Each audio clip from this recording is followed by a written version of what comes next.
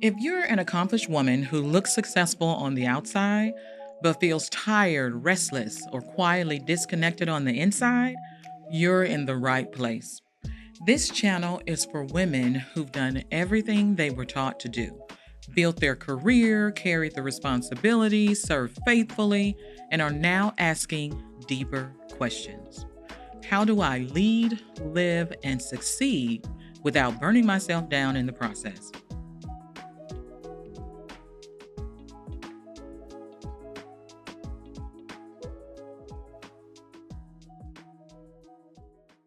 Hi, I'm Tony, founder of Macaron High Women's Wellness and Retreats, and welcome to Overflow Living Wellness by Design.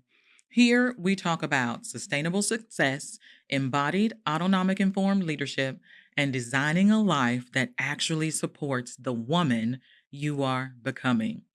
This is leadership rooted in physiological regulation, emotional steadiness, and deep self trust so your success no longer costs you your well being.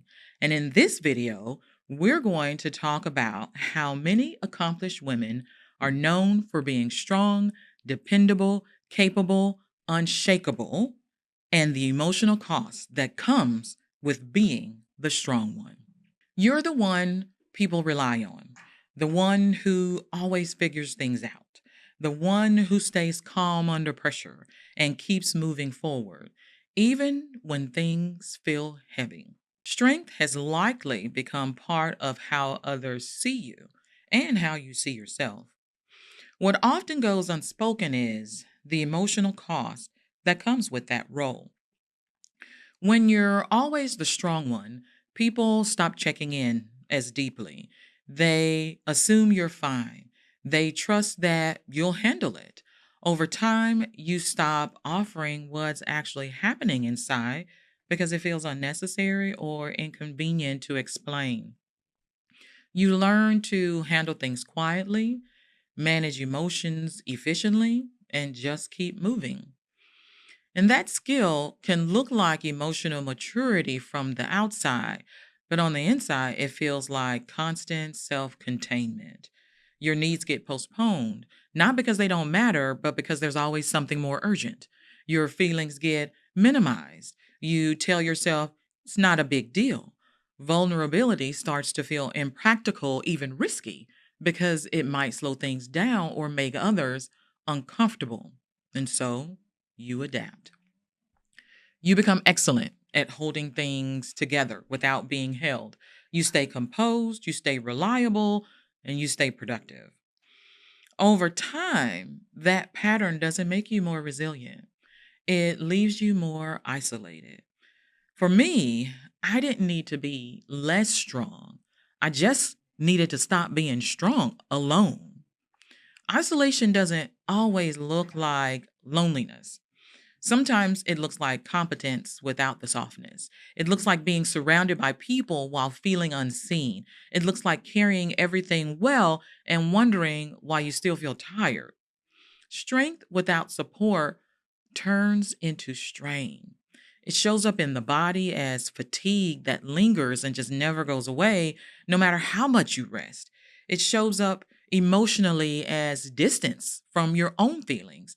It even shows up relationally as a sense that you're holding everything together alone, even when others are around. Most of us don't recognize this pattern right away because it's been rewarded for so long. Being the strong one brought us praise, trust, responsibility. It's valuable and it made us successful. Over time, though, it also taught us that needing support equals inconvenience, and asking for help requires justification, and being vulnerable should wait until everything else is handled. Eventually, that everything else never quite finishes. What's important to understand is that strength and support were never meant to be mutually exclusive. The human nervous system regulates from connection. Emotional resilience grows through shared experiences, not silent endurance. Support isn't a sign that something is wrong, it's a sign that you're human. And support doesn't diminish your capability, it sustains it. When support is missing, the system compensates. We push harder, we self soothe more efficiently, we become even more self contained. And that compensation works for a while, but eventually it costs us our energy, our presence, our ease, our attention, our lives. We all carry an unspoken belief that being strong means being low maintenance. And that belief formed early and was reinforced by culture, faith, family, roles, and even leadership environments. Low maintenance then became a form of safety, self sufficiency, and became our armor, form of protection. But that protection can turn into distance from our own needs, distance from receiving care, and distance from being fully known.